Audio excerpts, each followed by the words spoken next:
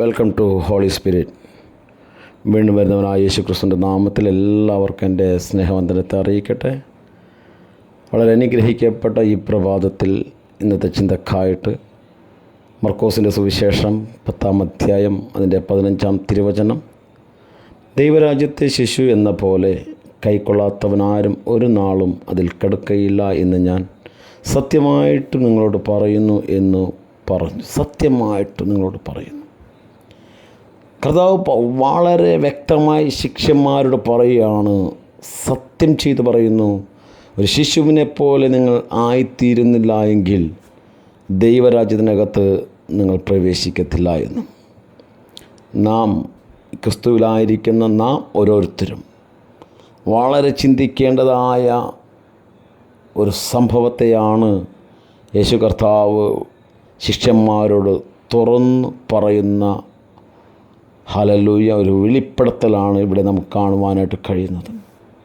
നമുക്കറിയാം, ഈ ഭാഗങ്ങൾ വായിക്കുമ്പോൾ ചില ശിശുക്കൾ കർത്താവിനെ തൊടേണ്ടതിനെ അവരെ തടയുന്ന ഒരു പ്രവൃത്തി ശിഷ്യന്മാർ ചെയ്യുമ്പോൾ ശിഷ്യന്മാരെ നേരെ തിരിഞ്ഞുകൊണ്ട് കർത്താവ് അവരെ ശാസിക്കുന്നു, അവരെ തടയരുത്, അവരെ എൻ്റെ അടുക്കൽ വിടുവിനെന്ന്.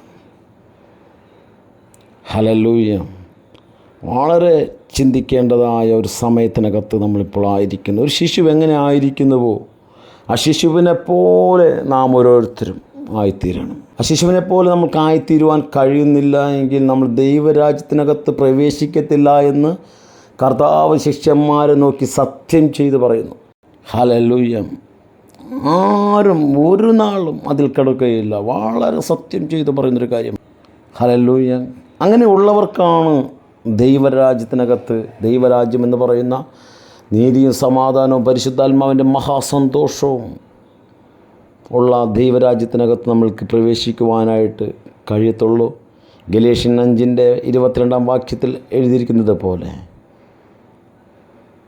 ദൈവരാജ്യം സമാധാനത്തിൻ്റെയും സന്തോഷത്തിൻ്റെയും സ്നേഹത്തിൻ്റെയും 9 ഫലങ്ങളെക്കുറിച്ച് പൗലോസ് അവിടെ വളരെ വ്യക്തമായി സംസാരിക്കുന്നു.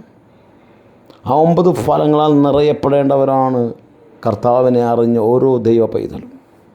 അതുകൊണ്ട് ഇന്ന് ഈ പ്രഭാതത്തിൽ ഇത് കേൾക്കുന്ന നിങ്ങൾ ഓരോരുത്തരും നിങ്ങളെ തന്നെ നിങ്ങളായിരിക്കുന്നിടത്ത് കർത്താവിൻ്റെ വചനം വെച്ച് നിങ്ങളെ തന്നെയും ശോധന ചെയ്യുക. കർത്താവ് നിങ്ങളെ അങ്ങനെയുള്ളവരുടെ കൂട്ടത്തിൽ എണ്ണപ്പെടുമാറാകട്ടെ എന്ന് വളരെ ആത്മാർത്ഥതയോടെ ക്രിസ്തുയേശുവിൽ നിന്നുകൊണ്ട് പ്രാർത്ഥിക്കുന്നു. ഈ വചനങ്ങളെ നിങ്ങൾ ഓരോരുത്തരെയും കർത്താവ് അനുഗ്രഹിക്കട്ടെ. God bless you. Amen.